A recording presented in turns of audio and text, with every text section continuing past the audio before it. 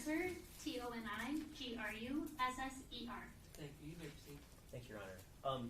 Good morning. Could you tell the jury what you do for a living? I am a forensic scientist with the Michigan State Police Forensics Lab at the Metro Detroit Laboratory. And in terms of being a forensic scientist for the Michigan State Police Metro Lab, do you have a particular area of focus? Yes, I focus on body fluid identification. And what is the field of body fluid identification?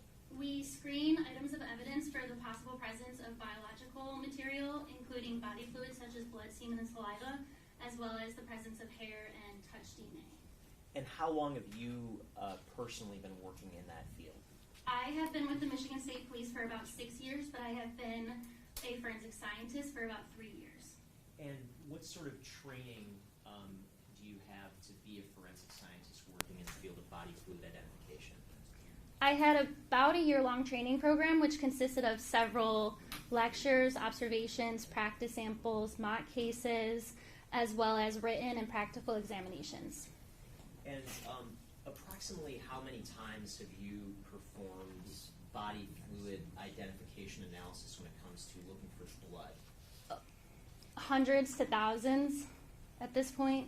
Okay, and the methods that you use to identify suspected blood, are those methods something that you just came up with, or are they more widely used in the scientific and law enforcement communities? They are widely accepted across the nation in forensics.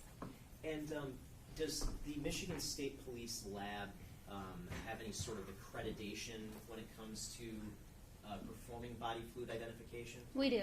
And what does that mean? What is accreditation? What does that sort of look like?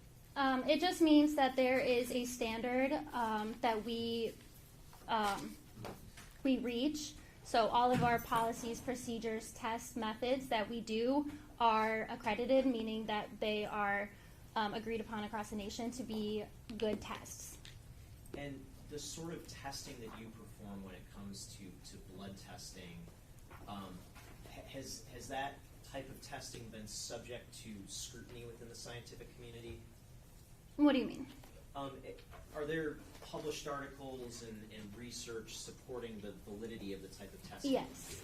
Yep. And when you do testing, do you do it on your own, or is your work subject to peer review? I do the examination by myself, but then it is subject to 2 reviews. We do a technical examination and then an administration review as well.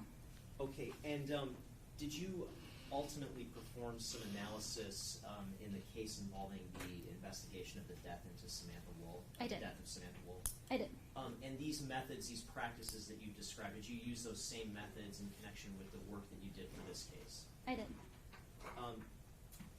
Your Honor, I would move to qualify the witness as an expert in the field of body fluid identification. Any objection? No objection. Okay, this witness's testimony will be accepted as an expert in the field of body fluid identification. You may proceed with your questions about the work she did in this case. Thank you, Your Honor. And did you author one or more reports documenting the work that you did in this case? Yes, I authored 2 reports outlining the results of my examinations. Okay, and I want to talk about your first report. I'm holding a document that's marked as Proposed Exhibit 93. May I approach, Your Honor? Okay. What is Proposed Exhibit 93? Am I allowed to take this out? Yes. This is my first report that I outlined. Okay, and does that reflect some analysis that you did when it came to certain items of evidence that you received? Yes, it does. And what sort of analysis is reflected in that report? Is that body fluid identification? Yes, it is. And does that report marked as Proposed Exhibit 93 fairly and accurately depict your findings for the first round of analysis that you did in this case? It does. I move to admit Proposed Exhibit 93, Your Honor. No objection. People's 93 will be admitted. And I want to publish this report on the screen behind you.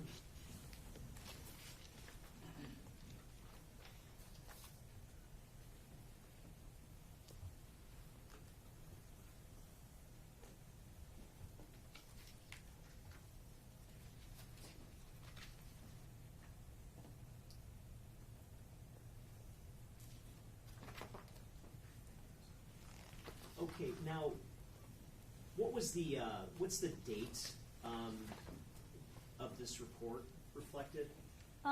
It was completed on December 8th, 2023. Okay, and did you receive certain physical evidence to examine in connection with what's documented here? Yes, I did. And when you received that physical evidence, what were you looking for when it comes to that evidence? The request on the submission form was to search for the possible presence of blood. Okay, and in your line of work as a forensic scientist in the field of body fluid identification, do you always expect blood to be something that's easy to find or easy to identify when you're looking for it? Not always. It depends on many variables. Okay, and what sort of variables might impact whether blood is easy to identify on an item? It depends on many things. So if the item was outside, subject to the environment, such as like rain, water, extreme heat, cold, as well as potential washing of items that had blood on it at one point, amongst other things. When blood isn't visible to the naked eye, do you have tools as a forensic scientist to still try to identify blood? Yes, we do. We have screening methods as well as a chemical test to help us find blood that we can't see with the naked eye. Okay, do you ever use something called an alternative light source to look for blood? Yes, we do. And what's an alternative light source? This alternative light source is called IR. It's infrared light. It makes an item that is dark kind of appear lighter in color and make blood appear darker, so it's easier to find. Okay, and is infrared light, is that commonly known as black light? I don't think so. No, it's not. You don't have to wear any goggles or anything like that when you're using it. Okay. When you're looking beyond alternative light sources to look for blood, what sort of other chemical methods do you have to identify blood? So we use a chemical called luminol, and luminol you have to do it in a dark room, and it makes blood kind of glow. We call it chemiluminesce, but it kind of glows like those glow-in-the-dark stars that like your kids might have. And how does the use of luminol help you identify the possible presence of blood? It makes it glow, and then we mark it on the item, and then we do further testing from there. And what sort of what sort of form does luminol come in? Is it a powder? Is it a liquid? It's a liquid. Okay, and so can you just describe for the jury the basic process of applying luminol to an item to screen it for blood? Yes. So I will take my item into a clean hood, and then I lay down paper, I lay down the item, and I spray it with luminol. We like a fine mist. And then if there's any areas that glow, we'll mark it. And then from there, we'll do further testing. Okay, and I want to walk through this evidence received portion of the report. Can you describe for the jury, starting at the top, what's the first item of evidence that you received? It is item 41. It is a blue and silver folding knife.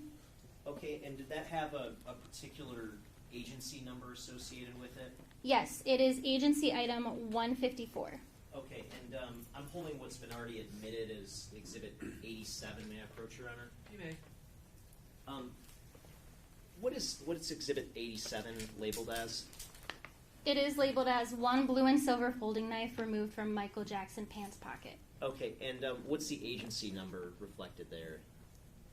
154. Okay, and so to the extent this has markings from the lab, do some of those include your own markings? Yes, it does. Okay, and so would that be the knife that you analyzed for the possible presence of blood? It would be. Okay, and the next item down, what's that item reflected as? That is a buccal swab from Michael Jackson-Bolanos. And what do you do when you receive something like a buccal swab, along with other evidence in a case? What's your role when it comes to receiving a DNA swab? So a buccal swab is just a known DNA sample from an individual. We process that item last. So we do all of our question items first, and then we process that one last. In this case, I received 2 cotton-tip swabs, so I just cut off a portion of it and sent it forward for DNA.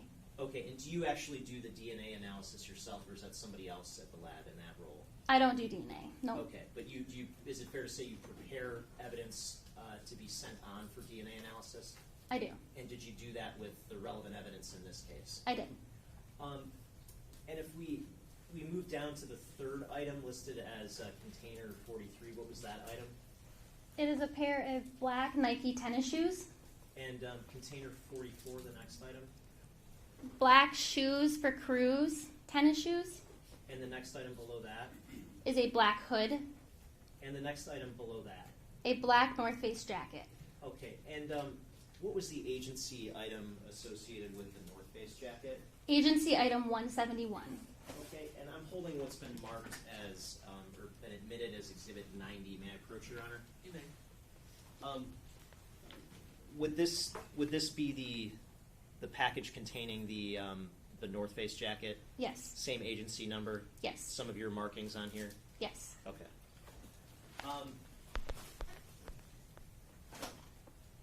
And what was after the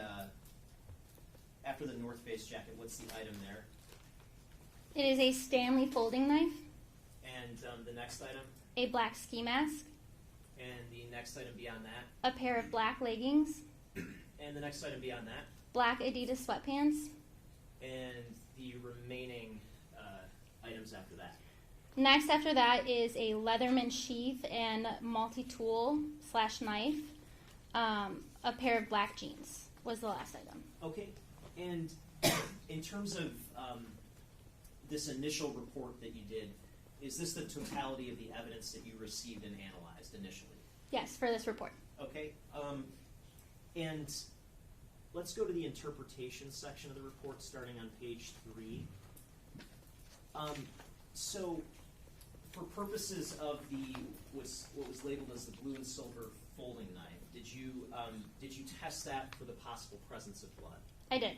And what did you do to test that knife for the possible presence of blood? I observed it with a bright magnifying light as well as a stereoscope, which is just a larger scale microscope. Okay, and did you see anything that looked like blood or another substance on the knife? Yes, there were stains on the knife that I tested for the possible presence of blood, but it was negative. Okay, and what did you use to test for the possible presence of blood on that knife? I used phenolphthalein. It is a 2-step chemical process. Okay, and that was negative for that knife, is that correct? Yes, it was. Now, there's also an indication that apparent hairs or fibers were observed but not collected or examined. What does that mean?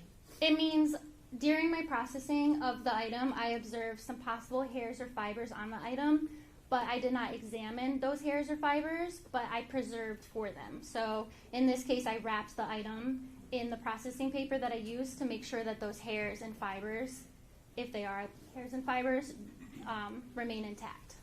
Okay, and then the next item down where it says Michael Jackson-Bolanos buckle, what did you do with that specific item? All I did for that specific item was cut a portion of one of the swabs, put it in a small DNA tube, and sent it for DNA processing.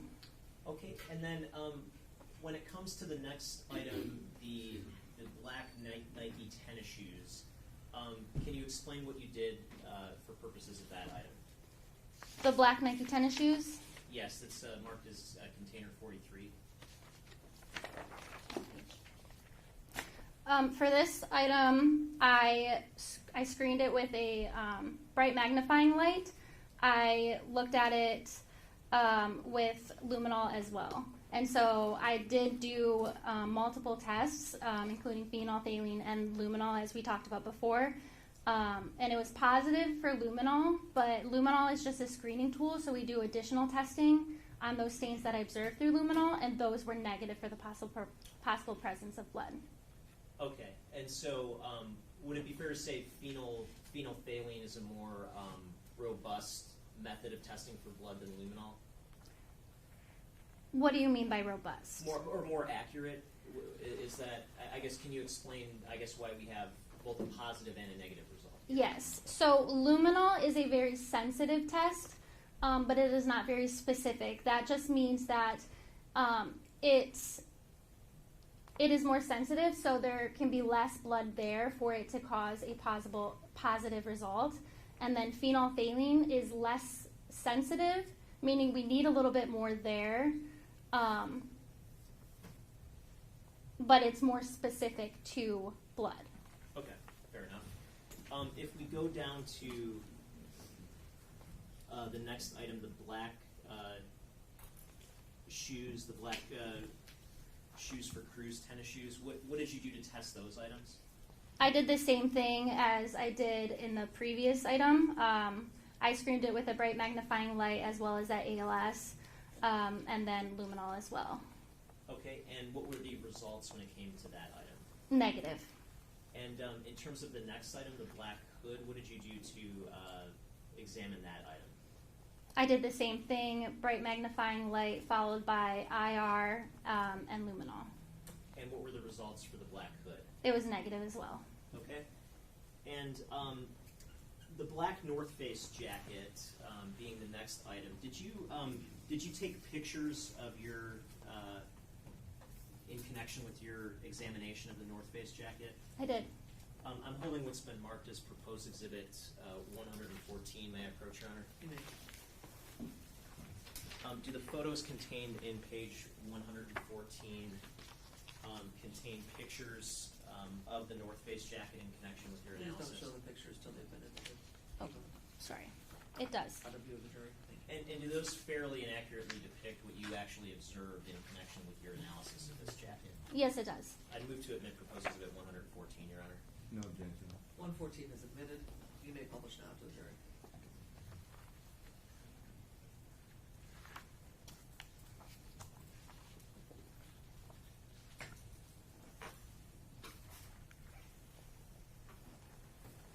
Can you explain what you did to examine the jacket for the possible presence of blood?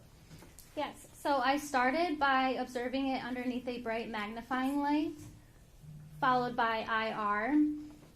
After that, I sprayed it with luminol, which is that liquid we talked about earlier, which, if you can see kind of the white residue all over the jacket, that is from my luminol processing. It's not from the way the item was submitted. The item was submitted in a very good, kind of like new condition is how I described it in my notes. And when you initially, did you initially just look at the jacket with your own eyes? I did. And when you looked at the jacket with your own eyes, did you see any stains or suspected blood on it? No, I did not. When you used the bright light and the magnifying glass, did you observe anything at that point? I did not test anything at that point either. Okay, and can you explain how did you apply luminol to this jacket? It comes in a spray bottle, and I just sprayed it in sections, looking in the dark, observing for a glow or a chemiluminescence. And then as I observed them, I marked them. Okay, and did you notice anything about the way that the luminol interacted with this particular jacket? There were areas of positive luminol results. Okay, but I guess I'm wondering, in terms of applying liquid to the jacket, did you notice anything about the way that liquid interacted with this particular jacket? Yes. The jacket was sort of a water-resistant or waterproof material, so the liquid that I sprayed kind of sat on top of the jacket, so I had to be very careful to keep it very flat so it didn't move around too much. Due to it being a waterproof, water-resistant type material, it kind of slid around a lot. Okay, did the jacket appear to absorb the liquid? It did not. Okay. This area of the jacket toward the lower right-hand corner of the screen, you see where there's a marking? Yes. What does that marking reflect? That marking reflects an area of chemiluminescence that I observed during my luminol processing, and the LP above it stands for luminol positive. Okay, and in that particular, what does luminol positive mean? It means that I observed that area glow during my process of luminol, and I followed it with presumptive testing. Okay, and did you use the phenolphthalein to test that area for the possible presence of blood? I did. And what was the result when it came to that area of the jacket for the possible presence of blood? It was positive for the possible presence of blood. Okay. Once you made that positive finding, what did you do from there with respect to this specific area? I kept the phenol positive swab, and then I swabbed that area again with another new clean swab, and then I combined those swabs in a tube for DNA and sent it for DNA analysis. Okay. And if we go to page 2 of the report, is that or of the exhibit 114? Is that just a closer up image of that first area that tested positive for blood? Yes, it is. Okay. And page 3, is that just a further close up? Yes, it is. And again, to the naked eye, can you see anything relevant here? No, you cannot.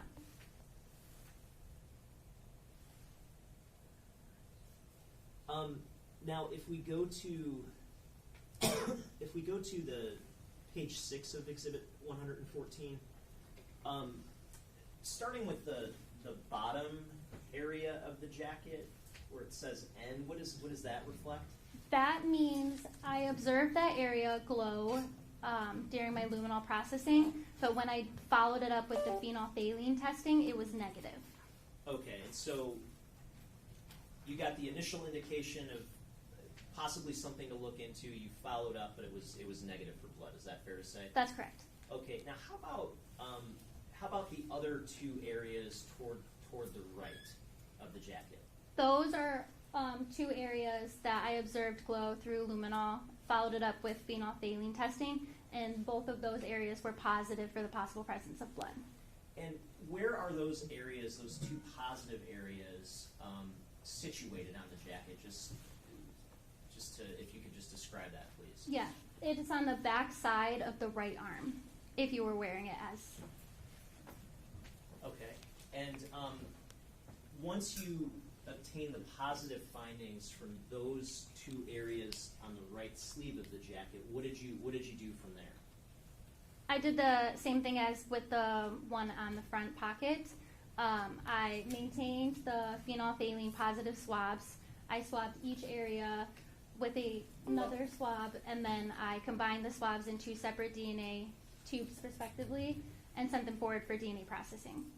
Okay, and in terms of those swabs, would one of those swabs been labeled as a lower right sleeve swab compared to a higher right sleeve swab? Yes, I wanted to differentiate the stains, so I named one the higher stain and one the lower stain.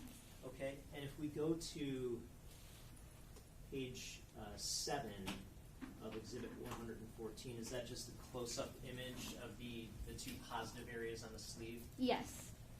Okay. And going back to your report, again, when it comes to the black North Face jacket, does this area of the report just summarize the 2 positive findings? It does. And so it was positive for luminol, positive for phenolphthalein, is that correct? Correct. And then where it says additional areas on this item were tested that did not indicate the presence of blood, what does that mean? That just means there were other areas on the item that I tested for the possible presence of blood, but it was negative. So that stain that we observed on the center of the low back, that one was negative for the possible presence of blood. And when you did this testing, did you test any areas inside of pockets in the jacket? I observed the inside of the pockets for the possible presence of blood, but I did not do any testing on the inside of the pockets. So was luminol applied to the inside of the pockets? No, it wasn't. Okay. And so fair to say then phenolphthalein wouldn't have been applied either? Correct. Okay. If we move on, when it comes to these other items, the Stanley folding knife, the black ski mask, the black leggings, the black Adidas sweatpants, the Leatherman sheath and multi-tool, and the jeans, did you test all of those items using these same sort of methods? I did, however, I did not do luminol on the knives. Okay. or the multi-tool. And is there a reason for not doing luminol on like a stainless steel surface as opposed to a fabric? Yes, luminol can react with metals as well.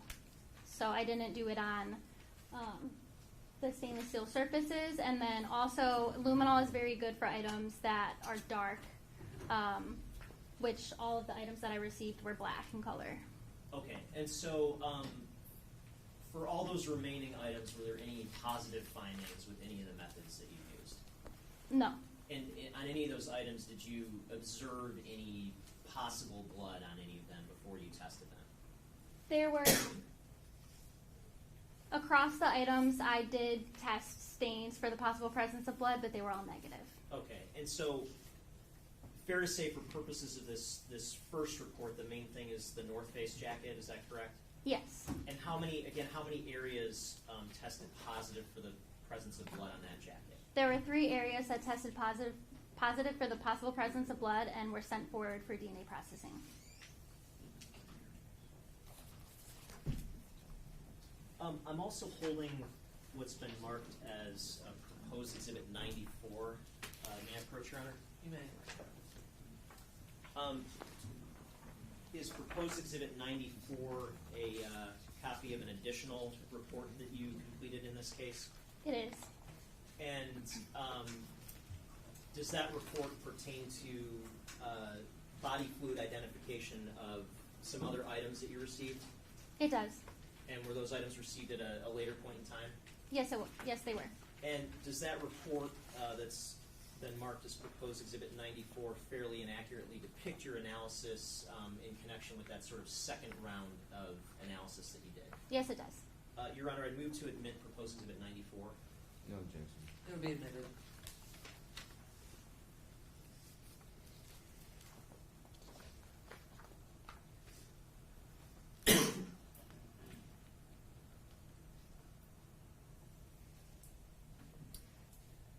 And again, if we just go to the top of the report, what's the date that you received these additional items for analysis? I received these items on December 11th, 2023. Okay, and if we go to the actual items, starting with the top item, the North Face jacket. Is this the same jacket as before? It is. And what did you do with the jacket this second time that you received it? I swabbed it for wear ID, just trying to determine who was wearing that jacket. Okay, and when you took those swabs, are those sent somewhere once you take them? Yes, I sent them forward for DNA processing. Okay, and then there's another item, a red flashlight. What did you do with that item? I observed it and screened it for the possible presence of blood. Okay, and then there's another item indicated as a deconstructed gray backpack. Yes, that's correct. And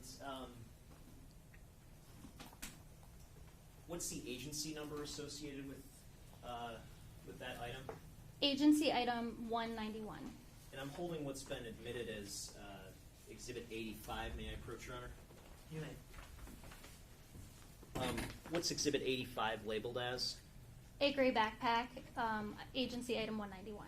And would that package contain the item that you received and ultimately analyzed? Yes, it does. Okay.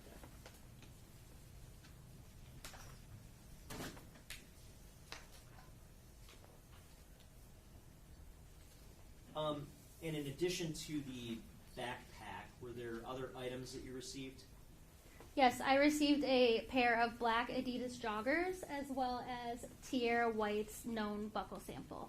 Okay, and just again, starting with the North Face jacket, you mentioned you basically just took some additional swabs from that for potential wear DNA analysis and sent those on. Is that correct? Correct.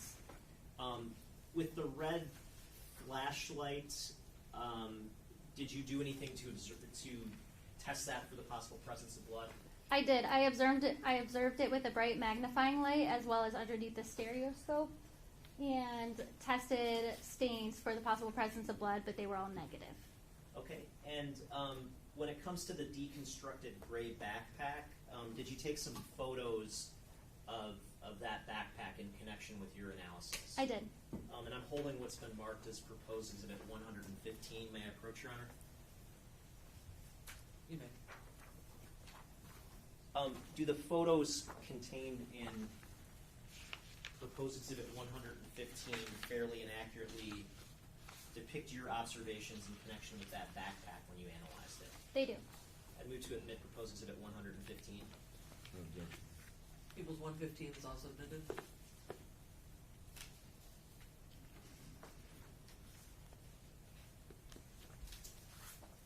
Okay, looking at page 1 of exhibit 115, what is this depict? This is just showing the backpack as I received it. Okay.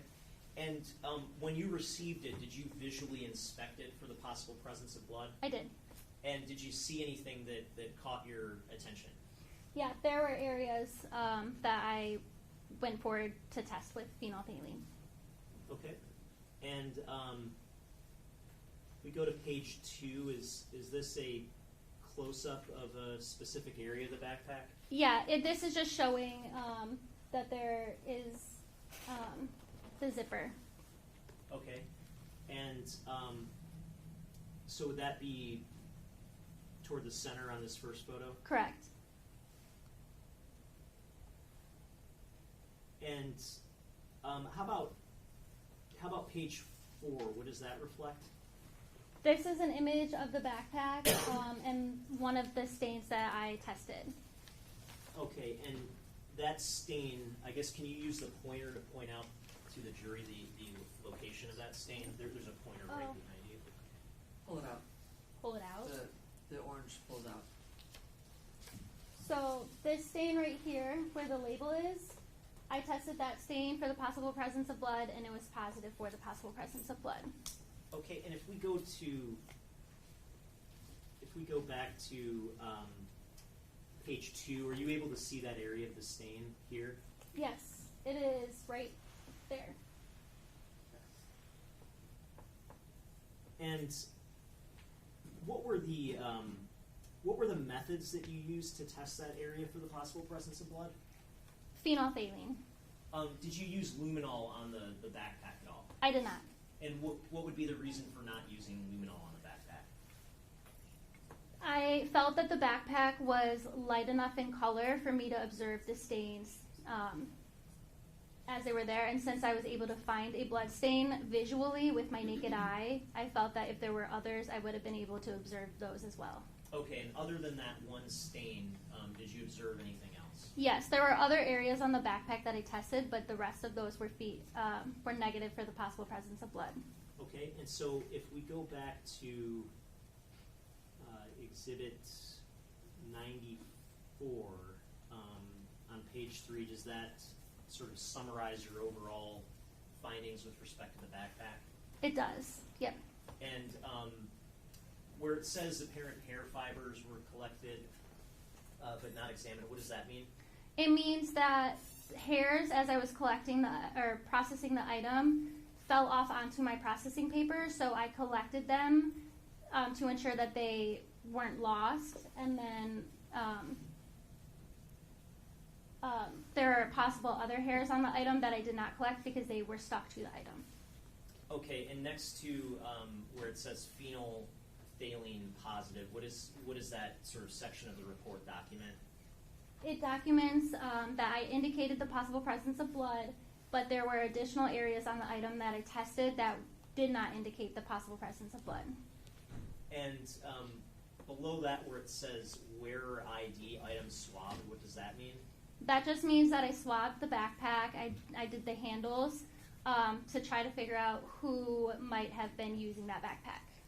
And when it comes to the area of the backpack that tested positive, did you do anything to help enable further analysis of that particular area? Yes, I swabbed it and sent the sample forward for DNA processing. Okay. And going back to your report, in terms of the other items reflected here, the black Adidas joggers, did you examine those for blood? I did. And did you have any positive results there? I did not. And then for the item labeled as tier, a white buckle, what did you do with that item? I caught a portion of the item and sent it forward for DNA.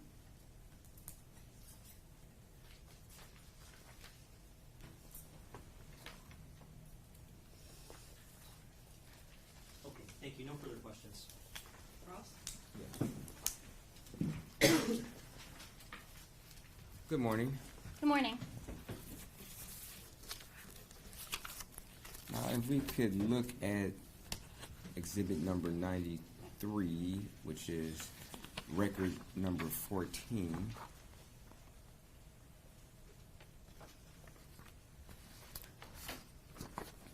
You indicated for item number 41, which was a blue silver folding knife, you did not observe after your analysis there was a presence of blood, correct? Correct. There was nothing. There was. It was negative for the possible presence of blood. Okay. And when you stated stains, you weren't talking about blood stains, correct? Just to be Correct. Sure. Okay.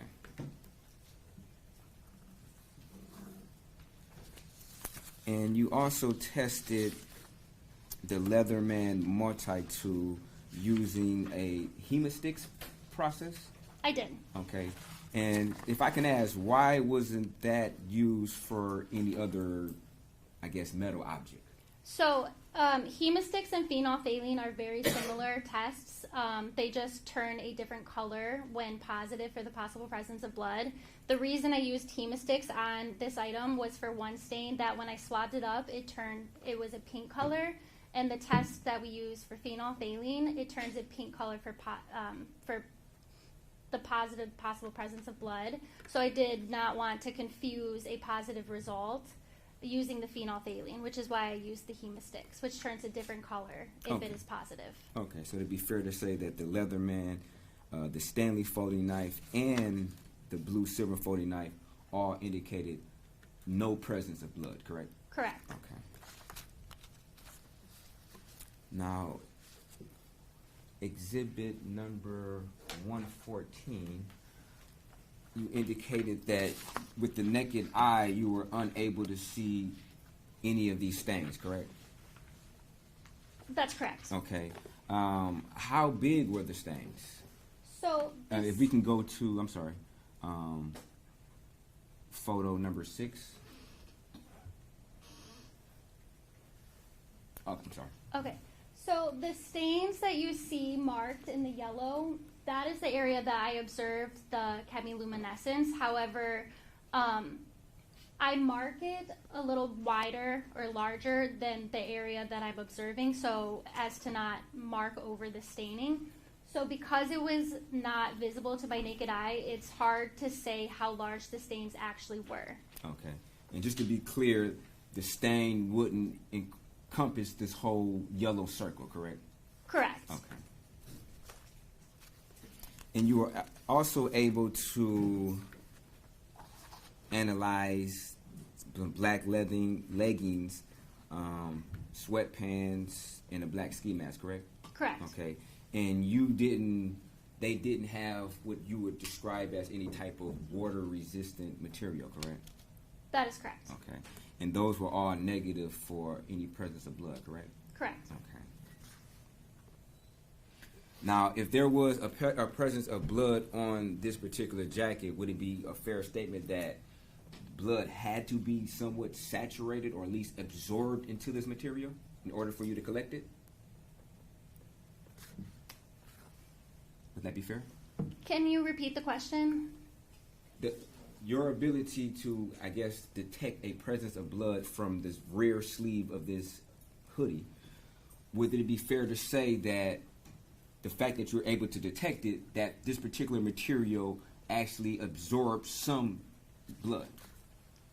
Yes, it could have absorbed into the material slightly, but it also could have dried kind of on top of the material. You said it could have dried on top of it? Mm-hmm. Okay. So it would be fair to say that this material was of a material, in your opinion, where if blood touched it, it could have dried on there at the very least, correct? It was a water-resistant material just based off of my observations with the luminol, but that's not to say that nothing could absorb into it. It's possible, Okay. but I can't say for sure. And do you know, if you know, about the ability for this material to, I guess, either repel water versus maybe blood? I don't know. Okay.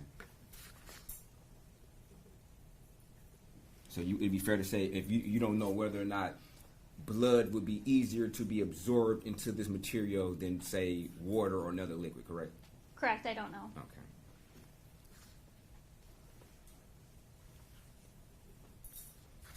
And from your understanding, this is somewhat water resistant, not necessarily stain resistant, correct? It appeared water-resistant. Okay.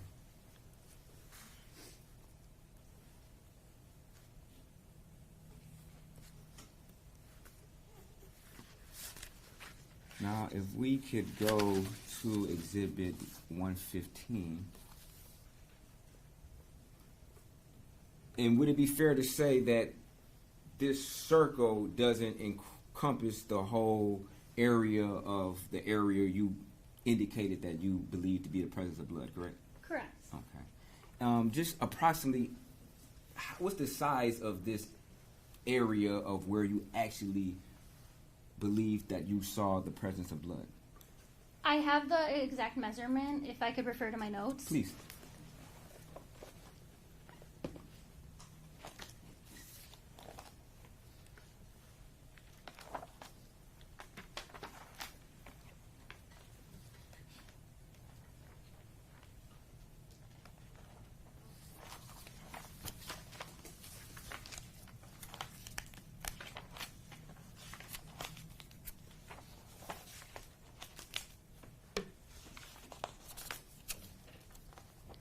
Okay, so this stain was approximately 0.5 centimeters by approximately 2 millimeters, and then there was a smaller portion just directly underneath it that was about 1 to 2 millimeters in size. 1 to 2 millimeters.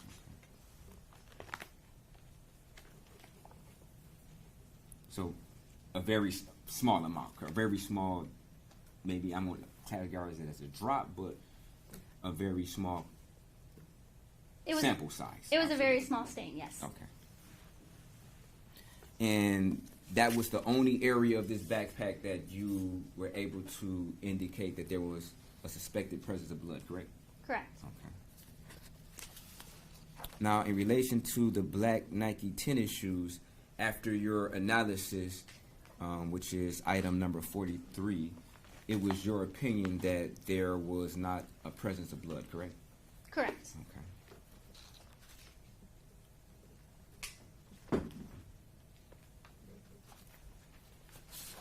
Now, as far as the hair samples, will you ever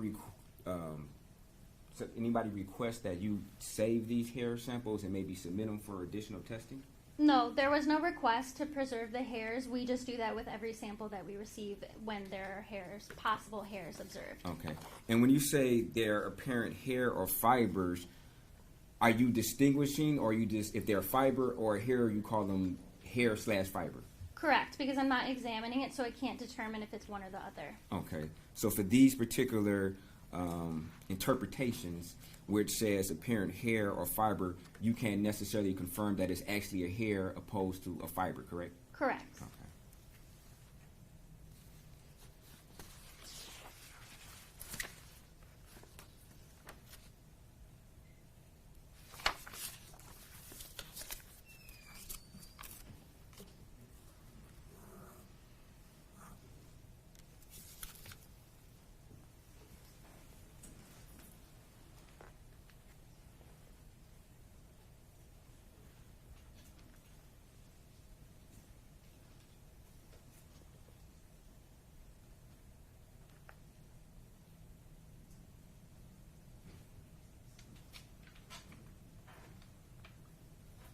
Thank you. No further questions.